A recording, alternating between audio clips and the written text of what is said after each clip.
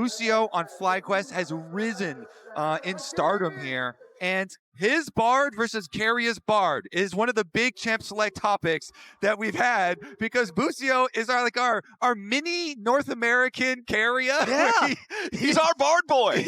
He's our Bard boy. So since they're blue side, everyone's like, all right, in a best of one, would you really want to first pick Bard? Probably not. Maybe in like a Fearless full best of series, where then it's like, oh, it would be like fearlessly banned for the rest of the time versus Carria, and then you wouldn't have to worry about it. Maybe then. But I don't think, well, maybe. Okay. It looks like it is at least going to get through from the FlyQuest side. They are not banning Bard, as almost all teams have done versus T1. So maybe they are considering a first pick Bard and take it for Busio. It's not banned at all. It's Ambessa, Vi, and the Caitlyn that we've seen a lot of priority on so far throughout the day. Banned out by FlyQuest. Other side going to be Azir, Orianna, and Yunara banned out by T1. Now, of course, we have the typical Bwipo Kai'Sa hover. This is not going to be the first pick. But let's see what they really do end up going with. I love this Bard question, but no, the Jarvan priority shines through. Yeah, maybe if it's like Fearless and you get extra value of it being permaban later on, then maybe, but not quite in a best of one. We'll stick to the Jarvan here, Premier Jungle. You mentioned the Caitlyn, though, and we really are, it seems like, very quickly entering this Caitlyn meta. Yeah. If we're in Caitlyn meta, you do not definitely give Caitlyn to Guma Yushi. It's still going to be dangerous because Guma also showed, the buffs to Ashe were very real. The attack damage on level, and his Ashe was very good as well. So Guma's got plenty of champions in the current meta that look really good for him. And we're just going to go right down the normal jungle tier list here. And there it is. We have the copy pasta ready. Because Carria gave... What do you got for Carria gave one of those, quintessential interviews before this matchup. Sheep Esports interviewed him. We'll wait till they lock the Bard in. Okay, But the we know Bard they're is locked in for Carria. Yeah, we know they're going to. And Carria starts it off so nice. He's like, FlyQuest, they're a very strong team. Their teamwork is really good. They're one of the strong teams. Teams need to watch out for Inspired the most. And then he goes on to say, but if we face them, my Bard is the best in the world. If they let Bard through, Inspired won't be able to step on the Rift. So they let Bard through. Carria has the Bard now, and now Inspired's got to be able to still step on the Rift with Jarvan. They first picked the Jarvan, so... Okay. And we're also going to see the Kai'Sa locked in next to the Jarvan. We know Jarvan for those big explosive engages from a long way away. Who better to follow it up with than the AD carry that's built to dive alongside? And they'll also lock in the Nico right next to it. And since there is, a lot of Caitlyn talk going on right now with all the Caitlyn in the last couple of games, the other really successful one, and one that people already had their eyes on coming into the tournament, were lots of Kai'Sa comps. Kai'Sa is going to be strong. Dive comps are really going to be applicable for a lot of teams. And so FlyQuest are just kind of leveraging that. They banned the Caitlyn themselves, and they're saying, we're going to go right into a Kai'Sa comp, and we're going to go right into Guma Yushi's Xayah and Carria's Bard. And I really like the look of the Xayah drafted against the dive that you're already seeing out of the side of FlyQuest, right? Jarvan the big diver. Kai'Sa wants to fly in next to him. We know how Nico likes to use those sneaky pop blossoms to get in the back line and really just cause havoc. So this is a good pick for some defensive capability while, the Bard and the Wukong and whatever else they want to draft mounts the counterattack. Yeah, I mean, Guma Yushi Xayah is famous. Kai'Sa Xayah is one of the most seen matchups in the history of professional AD carries in League of Legends. So let's move on, though, to the top lane. Rumble, the first ban here versus Bwipo. Bwipo's got a wide champion pool, though. This man, for those of y'all that have not been watching much in A this year, Bwipo likes to pick a whole lot of different stuff. He's not afraid to play the picks that other people might not lock in. And his other big blind one is the Renekton, another big blind one for him. Of course, he can blind Sion and stuff too. That's been really popular here. So like, those are the kind of ones we're sifting through here, assuming that they will go Faker's champion first, but they could give Faker counter pick as well if they want to. So there's the Renekton. Yeah, there you go. So the other kind of blind pick that you're expecting, you're talking about. So maybe Bwipo is just, it's like a Sion Bwipo game or something like that. Yeah. Since the Rumble and Renekton bans do come out. Well, we've also got the Aurora banned out here by FlyQuest. They know they still need to look at both solo lanes on the side of T1. Ban out a champion that, could go either one of those lanes. Get some extra value out of that. And the last ban will be Faker's Annie. Okay, yeah. Baker had a pretty good Akali game yesterday as well.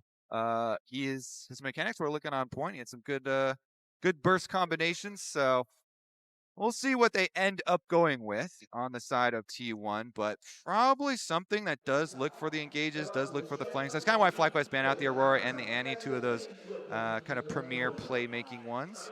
And it is going to be forced upon, Quad to also blind pick here into Faker. They're going to give Faker the full counter pick on red side for T1. And this is kind of assuming that Bwipo is going to go the Sion or something like that, so they pre-pick the Cassante, which can just play into whatever. Even if Bwipo goes an Urgot or something, maybe he goes for the Urgot execution, or maybe he goes for a Mordekaiser. Up there, he will. He does. Okay, the answer to the blind Cassante is the Mordekaiser for Bwipo. Okay, Bwipo Mordekaiser. Let's see how it turns out this time. And what is Quad going to blind? Quad is basically always control mage. So him blind picking is not like the biggest issue for FlyQuest because they pretty much always have him on the safer. His farming control mage for mid. Ryze is still up. Ryze is a great choice here for blind. I mean, that's even been first picked by quite a few. So definitely like this one into Faker. Okay, we've got some powerful tanky AP solo laners here on the side of FlyQuest to go alongside that engage from the Jarvan. That is your big main engage unless Nico can get a nice flank. But again, usually she requires an angle. She requires a little bit more setup. So pressure on Inspired. But I feel like if you're FlyQuest and somebody's got to have some pressure on her to make some plays, Inspired's a guy you're going to trust to do that. Certainly so. He has done so much for this FlyQuest team over the last couple of years that they have stuck together. And we just get, okay, so Faker did have some big seismic shoves the other day as well with the Taliyah. So maybe he continues with that off of the ramp up. The beginnings of that game were not great for him, though. Did get into a bit of a deficit. And so we'll see this time around. I mean, we are obviously like super hyped up right now off the previous game, the 100 Thieves ones. But FlyQuest here going into T1. This one is going to be hype. Don't let the seeds fool you here as well. I was going to say, it's a little bit dishonest. Don't look at us too closely. You come in, you think, all right, we're up against a number 4 seed. Sure, it's no problem. Sure. They're only the winningest organization in the history of the game. They're not only the only team with back-to-back Worlds wins, but with 2 different back-to-back Worlds wins. They're not only the team that has the best player to ever play the game in mid, they're also the LCK number 4 seed. Yeah. It's so a little easy 1-0 for FlyQuest then, right? Is that what you're saying? It's definitely going to be a challenge here for the FlyQuest side.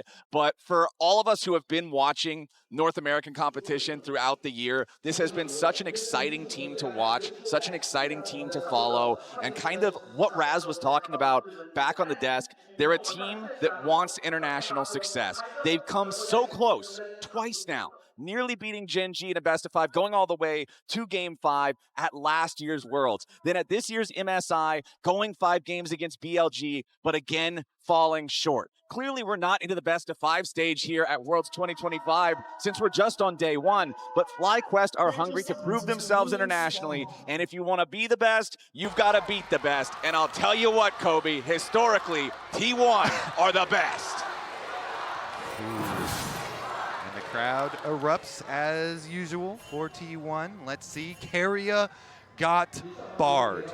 I don't think we'll say that a lot this tournament, Flowers. Probably not. So let's get it out of the way now. Keria got barred. It is into Busio. It is into FlyQuest. Let's see what FlyQuest's plan is here because definitely playing with fire. So we do have the Summoner Spellbook on the side of Keria and T1, but not on the side of Busio and FlyQuest. So Busio just going for the extra planing power, the extra little bit of damage there with the Comet compared to the utility that Keria will have throughout the game with the use of the extra summoners. Doesn't look like either side wants to do anything particularly creative here at the level 1, so minions are going to collide and we'll just get straight into laning phase.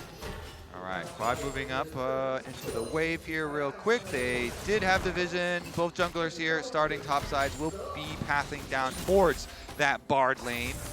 And Busio and Masu, let's see what they can get done early here. With the early push, should be able to push them off here. They've got rush control. They have their ward down after the first one was cleared out by Karia's sweeper. And so they're able to gain control of the wave, though. Here in topside, these two will probably just be, I honestly expect these guys to try and get a little bit aggressive with one another here early on in the game, and as I say it, Doran immediately jumps in, but does miss that Intofo strike just slightly to the side there, expecting Bwipo to make a slight movement. Yeah, and the minion died right as Doran went in, so Bwipo got the level up as Doran goes in, and so he's able to handle it just fine. Okay, so talking about our junglers, because Wukong, we know, he doesn't have the greatest early ganks. He generally likes to power farm till 6 because he has no CC until then. Hold on, never mind. Maybe we can't talk about junglers. Bwipo marching forward. All right, cool, we're fine. What I was going to ask, Wukong we generally think more of for power farming. Jarvan is one of the early game gankers in League of Legends. What are you expecting to see out of this pathing? Yeah, well, you definitely still want to remain efficient, even with the possibilities of going for early ganks. And so Inspired, as you can see, is doing the full clear as well. Both of them kind of saving their buffs here, and so pick those up. And then, I mean, you can go for the mid lane pressure onto Faker and try and burn the flash early.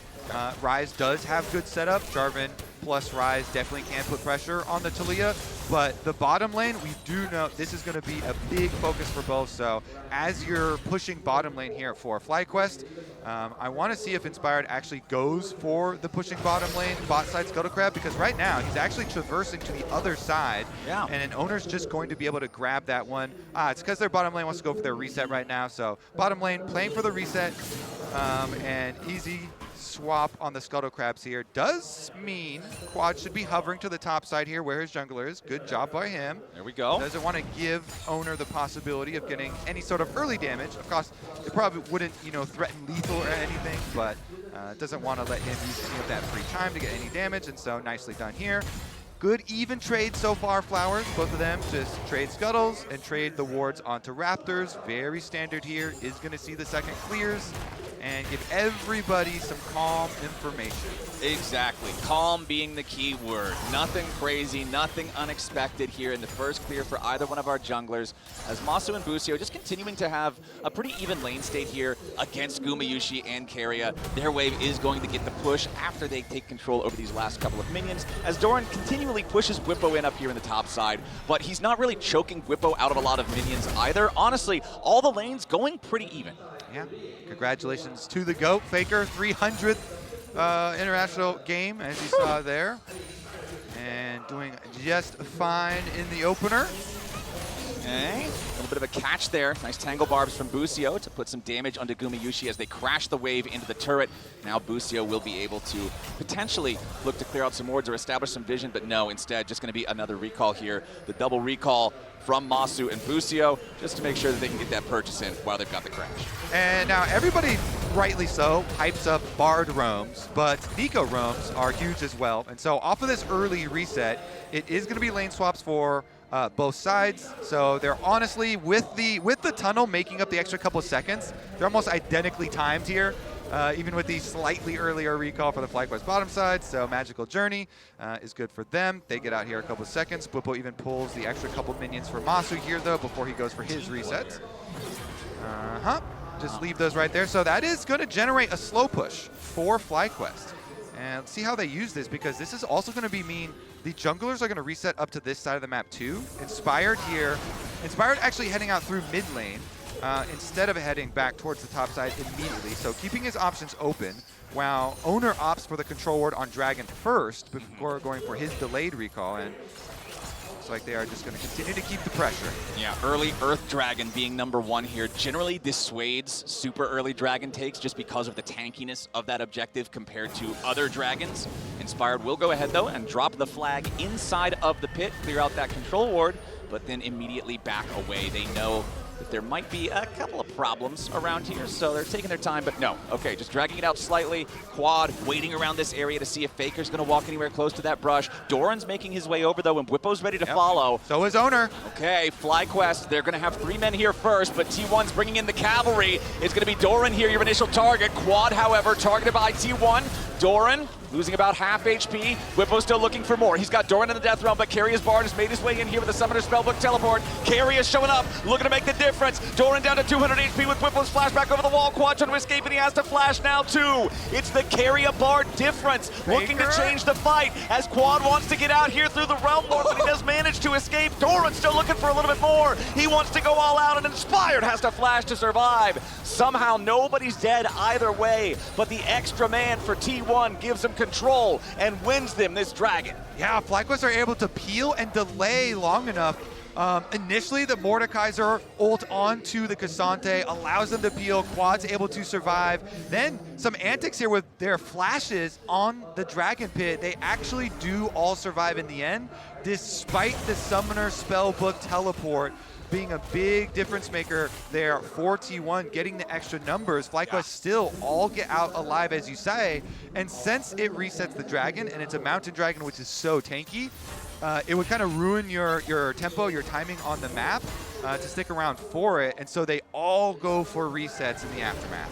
And the reason that tempo and timing is so important, my friend, is because everybody's favorite early game objective, the Grubs, just about to spawn here in 5 seconds. You can see a T1 ward in the Grub Pit already, but Inspired and Masu already hanging around. You've also got Busio up here, disguised as Masu number 2, well, Masu number 3, now there's also a clone. Owner has arrived, though, Which on one's the your favorite? I like all of them. I like the original. Oh, yeah, you're going with the original article. I respect that. Inspired, starting up these Grubs, though, does want to be able to secure at least the first one. Oh, but it starts to reset and lose patience. So FlyQuest, they don't manage to get anything other than just a low health Grub. And it's T1 with control over the pit now as Owner starts the objective. He needed like one more auto on that thing. It barely did not get tick under 600. And he has the original smite there. So Inspired's not able to steal away that one Grub that was getting quite low, and T1 will just collect them. Yeah, that's a super, super close margin that it actually ends up being potentially pretty significant here for the side of T1, as having all 3 of the Grubs, having the extra damage onto the turrets and the ability to spawn the Void Mites could mean that if they get some early tempo in this game, they get some early push in the side lanes, they could really cause some problems, because you're also already working with a team comp that has a Taliyah, that has a Bard, that has these champions that can really provide threat from a long way away. And T1 could be in a good spot to set up some good turret plate money farming now, but Faker's gonna get caught out here with the Tangle Barbs. Busio locks him up a little bit, but Tempered Fate guarantees that Faker is not gonna die here today. This is support gameplay, Flowers. Busio makes a play mid lane. Carrier throws the Bard ultimate, and actually it does land on the Faker. Not going to be any sort of follow-up plays here, as now these supports fighting over wards, and this is something that we have just hyped up all year long in LTA North, soon to be LCS. Busio making so many plays, and him going versus Carrier really is a dream. He looks up to Carrier so heavily, as so many supports do, and it honestly is just like an honorable move, I feel like. All right, fine. You can have Bard. I'm going to take Nico. May the best support make the better plays. You know, it's actually really cool to see what we can get in this game. And Whippo's Brush Camp does get Guma's ult out. Yeah, Guma puts a lot of damage back into Whippo, though, on the exit route, so Whippo not feeling confident about trying to find anything more here onto Gumayushi, is hanging around in hopes of catching the wave. Quad versus Doran up in the top side in the meantime, as Busio ready to follow up here. Gumayushi now in some danger. The Death Realm has been unleashed, and Whippo's going in after the T1 AD carry. Gumayushi's about to get taken out, but he gets away on a magical journey. Whippo's chase is overdone, and it's first blood to carry his bar. Oh, Whippo just used his Q on the other side of the tunnel, but then he still goes in the tunnel, and it's right where Carrier wanted him. That was not a magical journey that Whippo wanted, and he goes down. He got hyped up. He was so close there, but close does not count. Gumayushi still had flash. Gumayushi was just drawing him in. So they get the kill. That is 1 kill for T1. Looks like the dragon will be picked up afterwards, though, for FlyQuest. So Whippo had done a lot of work. He set himself up with the brush camp. You know, he got Gumayushi's Zai ult down, but here the barrier goes out, and then he takes the magical journey. Like, he got out of the Mordekaiser ultimate and takes it and avoids that Q, and then after that Q is used, like, just don't. You don't really have any more as Mordekaiser, right? That's your damage right there. So anyways, goes through, goes down. And it is 1 kill for Mountain Dragon, though. So Flowers, they do get something afterwards there for FlyQuest.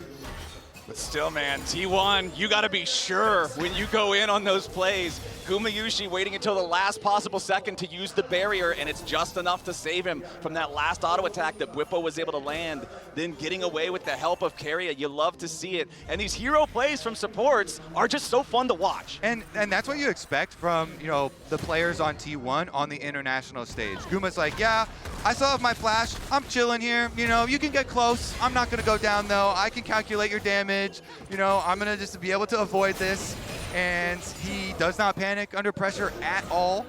And that results in the first kill of the game. This is not going to completely change the game, though, Flowers. So still very tense, very exciting one here that we have ahead of us. You know what does often change games of League of Legends, however, is Rift Herald fights. I feel like there are so many games that go from razor's edge to completely one-sided after a Rift Herald fight that one team takes when they shouldn't have taken it. And that Rift Herald is going to be spawning here in about 2 minutes. So what I want to do is check in on the status of where both teams are at, because a lot of first items are completed now. Doran has his Kaenic Rookern to lane against Bwipo's Mordekaiser and make him much more effective. Now Keria is using the Tempered Fate on Inspired here immediately, stuns him into the wall with a Cosmic Binding. Nobody else on T1 is close enough in time, though, so they're just going to get a little chunk of damage onto Inspired at the cost of Keria's Bard ult. I want to point out that FlyQuest are split pushing during this time, so they're actually getting some leverage on the bottom side. This is split push Rise, so Quad already up at the turret,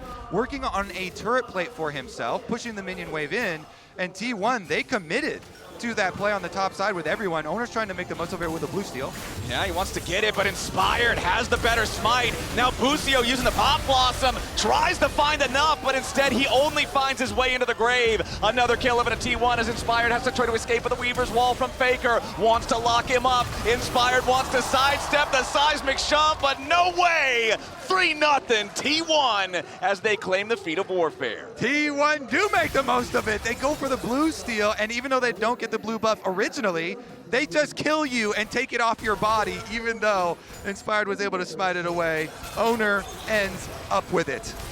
Miyushi ready to play aggressive here against Masu on that Kai'Sa. You talked about how many times at Worlds in the past we've seen the Kai'Sa versus Xayah matchup. If you lock these in, you got to be ready to play aggro when you know you're stronger, and that's what I love to see. What I was saying before we got the fight, I guess I'll say it after the replay, because here we go again with Owner going in. Exactly. So they go in on Busio. Busio uses the ultimate, but Owner just cyclones on him. They take him down immediately there. And then on the chase through here, Keria not able to hit the flash there with the Cosmic Binding, but Faker's got his back. Don't worry. Got the Seismic Shove here on Inspired. They get the extra kill as well. Okay, so 15 seconds until the Herald spawns. Both junglers got those first items completed. Masu versus Gumayushi here in the mid lane. Guma down to about 30% HP. Void Seeker knocks him down to 300. Masu, however, also losing his HP down to 400. Flashing away from the Tempered Fate, recognizing that would have surely been a death sentence if he gets caught in it and they can set up after. Yeah, really good stuff here from T1. You know, Guma setting up the possibility of Keria using the ult to burn the flash there. They trade heavily. Guma, once again, not scared. And in the end, Keria comes in. Bard ultimate for Kai'Sa flash is exactly the value that you want. So they can make some repeat plays there now on Masu. Masu's got to be careful.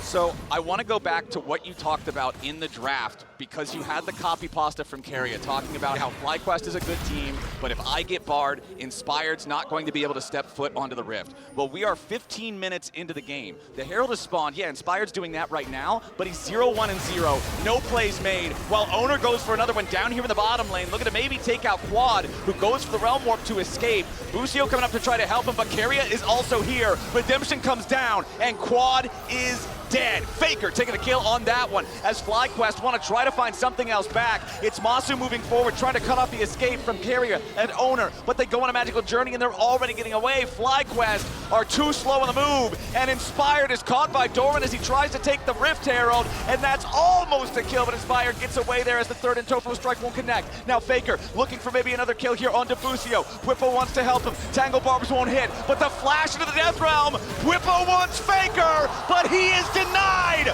Faker making distance, but ultimately immediately shut down. Now Owner's gonna try to get away. The Mordekaiser post-death realm is very powerful, but he already used his flash. He cannot catch up. Busio wants to go in for the pop blossom, and he finds it, but he's about to die. Keria and Gumayusi on the approach. Whippo rooted up under turret. T1 pick up both. It's a 6-1 game. T1 in the scrap come out ahead again. And it all started with a really beautiful dive that they did on Quad. They kind of trapped Quad, and then Keria played it really well on Bard. He knows he's trying to Realm Warp out, so Keria camps the Realm Warp, and he uses his Spellbook Exhaust first. He does not immediately Cosmic Binding.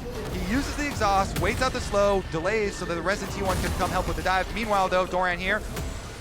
And Doran working hard to defend this tier 1 turret. Inspired and Quad wanting to force it down, but they've only got it down to about 10% HP. They can't quite finish the kill. Doran holds the line, again getting back up from his team. T1 is so good at making sure that whoever's going to be under pressure has backup when they need it. And currently, T1 are just outplaying in a lot of these skirmishes. They're just outplaying in some of the scraps that they've had. You know, the jungle, invade on blue on the top side after they re-engaged it, speaking of.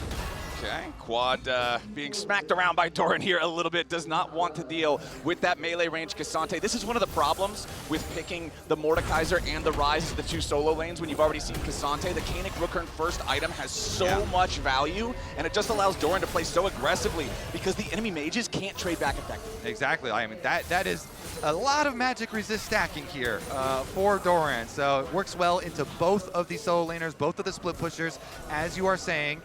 Meanwhile, Keria's going to go up there and lend Doran some extra support. I don't even know if Doran needs it, Kobe. Quad's already down, and that's a kill for the Cassante. 7-1 for T1. These guys are showing FlyQuest a harsh lesson here in their first game at Worlds. T1's warmed up, like you said. They already got their practice in. They are ready to go. They certainly are. A lot of these skirmishes, a lot of these side lane plays, even with Keria throwing out some of these Cosmic Binding splashes, doesn't matter. They still find the kill in the end. Oh, Keria's just messing with him at this point. Busio jumping forward, looks for the pop blossom. Meanwhile, down here in the bottom lane, bit of a problem for Whippo. At least they got the shutdown onto Keria up in the top side at the same time. Whippo wants to try to get one kill before he comes out of the death realm, but it's not gonna happen. The grasp can't quite find the kill, and that means that Owner survives, and it's more money in the T1 pockets, a 1-for-1 across the map. Yeah, and they're going to be able to push the wave right after that as well. Although FlyQuest did, in the end, punish Keria having no flash on the Bard, Busio, Super Blast Cone, is able to set it up for Masu and Killer Instinct. That may be a small ray of hope there, Flowers, for FlyQuest. Getting the 1 kill onto Masu, getting some money here into the Kaisa. I mean, this is a dive, composition with the Jarvan, with the Nico, and the Kaisa. So maybe they can do some like side lane plays. After all, maybe they can make some picks to follow up. It is 2-item power spike for Masu.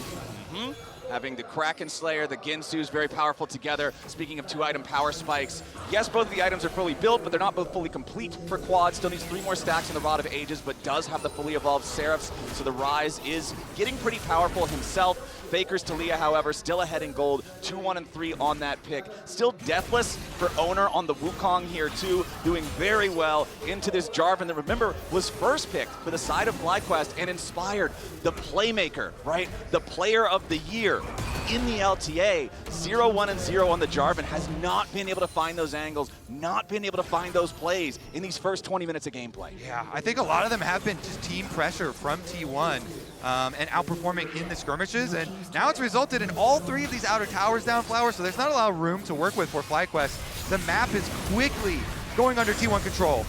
All right, T1 trying to force their way further into the enemy jungle, but the Realm Warp into the immediate Pop Blossom. It finds Owner, but nobody else. Now Gumayusi under a little bit of pressure here on the side. Inspired goes into the Cataclysm, but Busio's first to die. Owner still trying to get away. Flashes into the rush to buy a little bit more time, but Acathian Rain gets him. T1 still got more men. Quad in the middle of everybody, and he's cut down by the blades of Gumayusi. Whippo's in the death realm for a little bit longer. He'll take out Keria, but what about afterwards? There's no way to survive. A triple kill for Guma, and T1 team fighting takes them down. Masu's still here, but the rest Not of so long. The rest of T1 are going for the Otacon, Masu going for the execute. Or getting for the escape. Yeah, maybe he can get away, He's actually. good. All right. Well, as long as he doesn't greedy recall, and get stuck somewhere. Yeah, he's chilling. Meanwhile, the Otacon, as you can see, being taken by a Faker and Guma. It is a little dicey, but you can avoid those spells pretty easily. Just stick in towards the center. Oh, you can hear the reaction from the crowd. It was close to Doran nearly finding Masu on the escape there. But that is Otacon secured for T1 after this team fight that kind of went a little bit crazy. Okay, so FlyQuest aside, you know what? This is our moment to try and make a counterplay. They have overcommitted into our jungle. Let's Realm Warp. We try and do Realm Warp, Nico ultimate. It does catch Owner, but that's it. And they get the Keria kind of delay ultimate here. Meanwhile, as soon as they come out of it, even though FlyQuest can chase down that kill, Inspired tried to kill Guma, so on the left side, it was Jarvan going after Guma, but there was no follow-up there, so Guma's able to kill him, and then the other side of the fight was so delayed, so chased, that T1 pick up the extra kills. They increase their gold lead. Here we go, another play for FlyQuest. Yeah, Inspired stepping very far forward here and about to die. The Cosmic Binding as he gets back over the wall. Buys enough time for Faker to take him down. Yes, there's a Pop Blossom, but T1 has already won the fight. Bucio goes over the wall, and Quad goes back to the spawn platform. Masu's next. T1 are just playing better. Back in the mid lane, Bwipo at least tries to find something here in Aguma Yushi. He's got him in the death realm. The feathers fly, but the Xayah dies. A shutdown to Bwipo, but Doran's not gonna let it go unavenged as Bwipo is the last to fall and T1 get an ace for 2. They chase them all down, Flowers. Now T1 alone on the Rift with their minions will be able to celebrate. Owner's just going to take away the rest of your jungle camps afterwards. And it continues to be scrappy, but it continues to go the way of T1. This one, Bucio and Inspired trying to pull a little pincer here. Quad actually goes right up, but look at the immediate response. Inspired just got decimated as he went in onto Faker. And you see the redemption? After the redemption, they were full health after that attempt. So T1, no problem, kind of counter-attack there. And in the end, they trap all of the FlyQuest members. Nobody can even get out after that play. And then Keria teleporting afterwards out of there with his spellbook. And they actually just pick him up on all sides. Though, Bwipo got the shutdown onto Guma Yushi. Well, that's something, but they're going to need a whole lot more. Keria getting caught out here a little bit, but where's the damage from FlyQuest? Tempered Fate doesn't really get anything here. Third and Topho strike. Knockback into a knockback into a knockdown. Inspired's out of there. And T1 continue the push. Masu gets slowed down. Pop Blossom onto 2 to buy a little bit more time. But it's a double kill for Owner. Meanwhile, Doran trying to create a little bit of space. Does end up dying, trying to kill Masu off. Quad on the side. Tries to use Realm Warp for the escape and gets away. Gumiyushi's going to die to Bwipo. But now he's in the back line. And 1v3! He gets a double with a mace to the face for Keria. The fight is bloody as we have 3 dead on either side. I like that FlyQuest are refusing to stop fighting. They will continue to just fight their way out of this. I mean, objective bounties are up, so Bwipo scrapping here. Bwipo getting the double kill, running through and killing Guma again, opens up the opportunity, even though they're going to lose this Dragon Flowers. It is only the second Dragon for T1, so that's a long timer towards the Dragon Soul. And with objective bounties up, it means that Quad is able to capitalize. That is a solo tower for the Rise. It is objective bounty boosted extra gold there, and he's working towards his death cap. So while this is certainly T1 favored, certainly we're still riding, you know, that hype train there. FlyQuest did get some comeback mechanics going for them there. Bwipo really pulling a lot of pressure and opening up a possible avenue for a FlyQuest comeback. And that is one thing that we have always said about Bwipo, watching him throughout the year in the LTA, especially in the context of FlyQuest running a 6-man roster this year, is when you compare Bwipo to other players, Bwipo will make something happen. That can be good, that can be bad. It all depends on the day. But he's not a player who's going to sit back and just watch the game unfold. And I actually do love the Hexplate builds for Mordekaiser. You always have the Shy like destroy a Nexus with that one, but it got really popular when they just buffed up Hexplate and just like turbocharged the juice that you get when you do activate your ultimate. And so like with all that speed, you just really get in there, and it does provide a lot of threat, and he's using that to go towards Guma, and then he even is hitting these claws to get extra value after coming out too. So I mean, he's going for it on Doran here, but I mean, It's a full, Cassante there with the Canic Rooker that you mentioned, so it's hard to soften up a Cassante, even in that side lane. Of course, he does know, even if people try and go gank him while he's split pushing, Mordekaiser always has the option of just ulting someone else who tries to gank him. And then you go at least 1-for-1, and then sending extra resources towards you usually means that your team can get something on the other side. So Baron's up now, no dragon for the next 3 minutes. This is probably going to be our next battlefield, but that battlefield is now very interesting because the death cap is completed for Quad's Rise. You've got the arm guard completed for Busio's Nico to be able to make those haphazard engages without the immediate consequence, but at the same time, Owner's got Guardian Angel. The Wukong can fly in there without worrying about dying. There's so many powerful tools that have been recently purchased for both sides. This fight, however it happens, I feel like there's going to be a lot of gray screens. Yep, and T1 want to force the issue here. They're going to start up the Baron. They've got some big advantages. Faker as well has a lot, 9 stacks on his Dark Seal. Can he get a seismic shove? They're actually burning the Baron down. The Baron's going to go down. The Pop Blossom lands. They found some damage onto Faker, and Masu's already assassinated him, but the Baron is gone. Gumayushi goes through the wall. The rest of T1 trying to get away with their Baron, but the Realm Warp wants to bring him in. A seismic shove to stop it. Owner's going to be caught out now as he tries to re-engage on Masu. He's alone behind the FlyQuest lines, and more damage from Whippo is going to at least get his Guardian Angel. Now T1, the remaining 3 players scattering back away as Owner tries to use the Blast Cone to escape, and he will do it. T1 takes the Baron and then trades 1-for-1. That is a Guardian Angel right there, Flowers. That value, he just barely got over the Brambleback wall before the Guardian Angel procs, so he gets back up and he's able to escape out the backside. FlyQuest looking like they were going to be able to collect some kills after T1 take down the Baron, but they only got the one at the very beginning here. It is on a Faker, so it does cut down on some of the stacks, but the escape enabled by this magical journey. Guma's able to flash into the magical journey. Owner takes it out as well. And then the Realm Warp threat here, they do go for the Bard ultimate from Keria because of that one. And then Owner, even though he does get Mordekai's ult positioned right against the wall, just barely clones over, and then he escaped, as you know, in the end, which results in T1 with the Baron buff. So a lot of pushing power left for them. And with all that extra gold from Baron now too, feels way more solid for T1.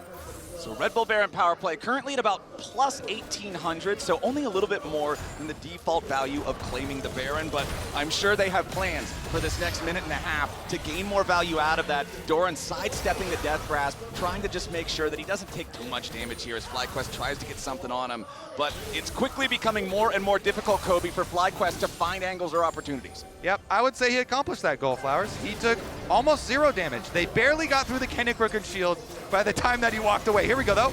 Quad gonna be your target. Faker rides the Weaver's wall, trying to put the pressure onto the enemy mid laner, while Owner distracts everybody else on FlyQuest here at the same time. Remember, no GA anymore, and Whippo's got him trapped in the Death Realm. Shut down for the Mordekaiser, and FlyQuest are looking for a little bit more. The chase is continuing, but they can't quite find any angle here. The Realm Warp is available, but there's not quite the range. Now carry the target here from Whippo. Tempered Fate hits nobody. Whippo in the middle of everything. He dies before he can find the shield as T1 trade 1 back.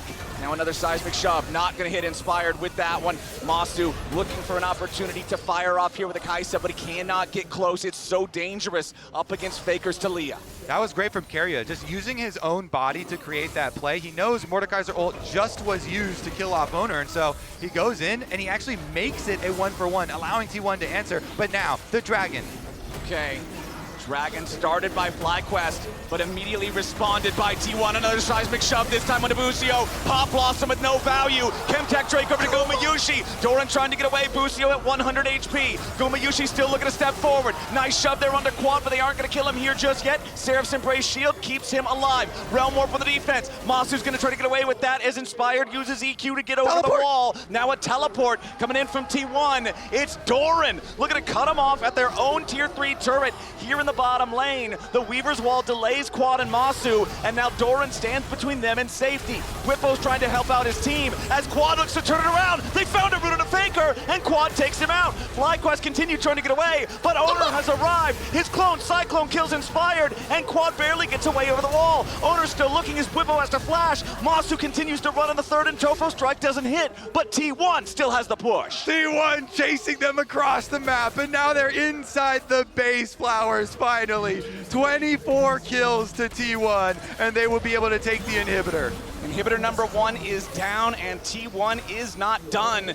Mid lane tier 2 turret, the next target here, as Doran's just gonna step forward, start putting the autos into that one. The rest of the team is right behind him. They'll shove up this wave. The extra power, those void grubs that we talked about earlier, allowing them to just bulldoze these structures. And again, Bwipo in some danger. Does have the stasis to keep himself alive this time, so not another kill for T1 here just yet. Tier 2 turret remains alive as well. Lucio taking a decent little chunk of damage there from the Blade Caller. But again, man, every single time it looks like FlyQuest might be getting something. T1 gets something back. Let's take another look at how everything happened. How Guma is able to lay down some feathers and take the dragon. So Faker spaces Lucio really nicely, by the way. Inspire tries to slip back in, but Guma stole yesterday dragon with Yunara. He steals one with Zaya this time. And obviously he's done it with Varus, but anyways, back to the actual fight there. They started out with really nice spacing on Bucio on the, well, let's take a look at this one as well.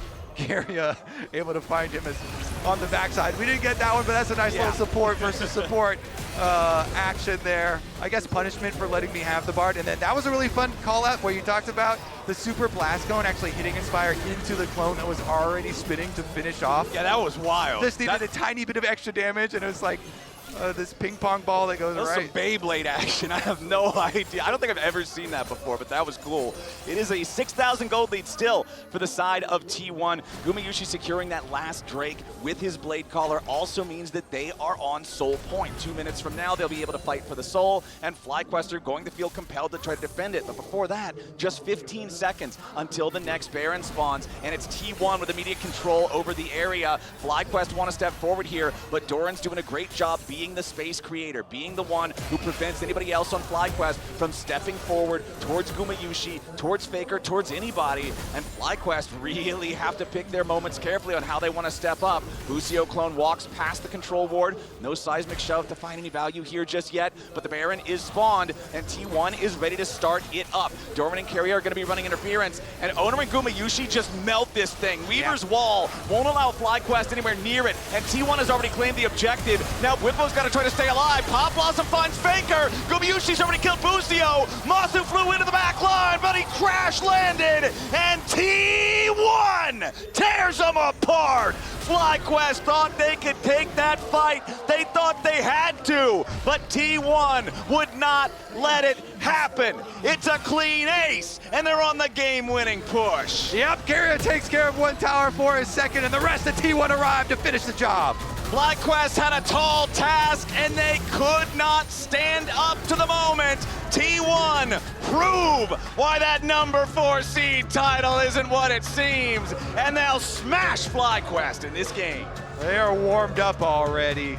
T1 here, action-packed, another action-packed game from them, 29 kills.